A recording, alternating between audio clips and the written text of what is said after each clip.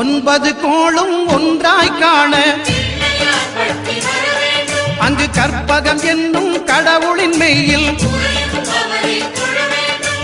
ஒன்பது கோளும் ஒன்றாய் காண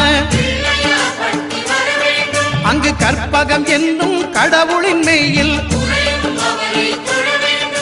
சூரியன் முதலாய் ஒன்பது கிரகமும் பலவித குணங்களை கொண்டிருக்கும் எங்கள் கற்பக தருவில் அவை வரும்போது ஒன்றாய் சேர்ந்து பலனளிக்கும்.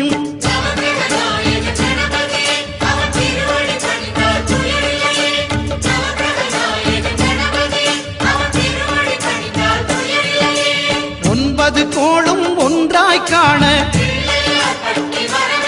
அங்கு கற்பகம் என்னும் கடவுளின் மெய்யில்